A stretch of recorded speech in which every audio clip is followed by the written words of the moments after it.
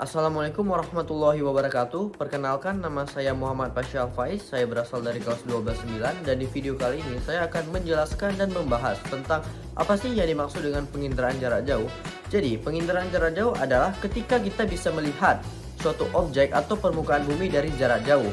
Dan di dalam penginderaan jauh itu terdapat beberapa komponen. Dan seluruh komponen ini itu harus bekerja dengan baik. Kenapa? Karena jika ada satu saja komponen di dalam penginderaan jarak jauh itu tidak bekerja dengan baik, maka penginderaan jarak jauh itu juga tidak bisa bekerja dengan baik. Jadi, komponen-komponen pada penginderaan jarak jauh itu ada 6. Yang pertama adalah sumber tenaga. Yang kedua adalah atmosfer. Dan yang ketiga adalah objek. Yang keempat adalah sensor. Yang kelima adalah wahana. Dan yang terakhir, yang keenam adalah berbagai penggunaan data.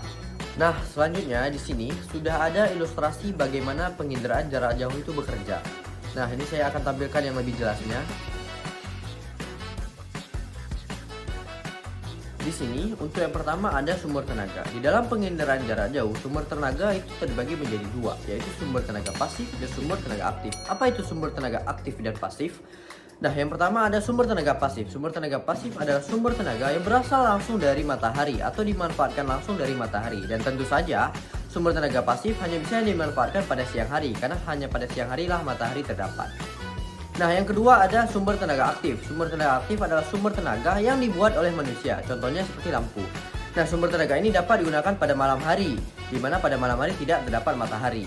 Nah, selanjutnya itu ada atmosfer. Jadi, atmosfer ini berperan meneruskan cahaya dari sumber tenaga kepada objek. Nah, objek di sini adalah permukaan bumi. Lalu, setelah diteruskan cahaya dari sumber tenaga kepada objek, barulah objek memantulkan cahaya tersebut kepada sensor. Nah, sensor ini mungkin lebih simpelnya bisa saja kita sebut kamera. Namun di dalam penginderaan jarak jauh itu disebut sensor. Untuk selanjutnya lagi ada alat pembawa sensor. Alat pembawa sensor bisa disebut wahana. Jadi wahana ini bisa berbagai macam bentuknya. Bisa jadi balon udara, bisa jadi satelit dan lain sebagainya. Dan nanti sensor akan memproses data atau mengolah data. Dan berdasarkan pengambilannya, sensor itu terbagi menjadi dua, yaitu sensor visual dan juga sensor digital.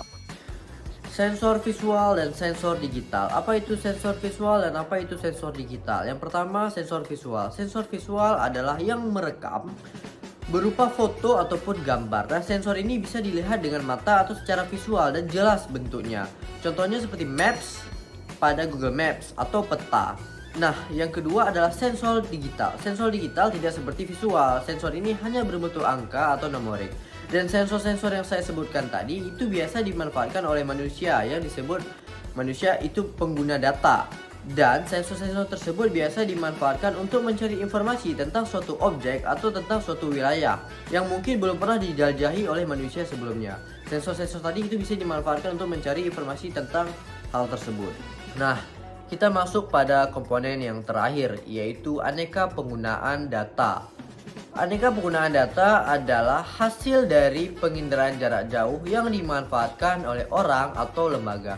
Hasil dari penginderaan jarak jauh itu dimanfaatkan oleh banyak sekali orang. Contohnya seperti Google Maps yang digunakan banyak orang untuk mencari suatu tempat. Dan juga pada lembaga itu misalnya seperti BMKG yang menggunakan hasil penginderaan jarak jauh juga. Nah, sekian pembahasan dan penjelasan saya tentang penginderaan jarak jauh. Terima kasih sudah menonton. Lebih dan kurang saya mohon maaf. Saya Muhammad Pasha Faiz. Assalamualaikum warahmatullahi wabarakatuh.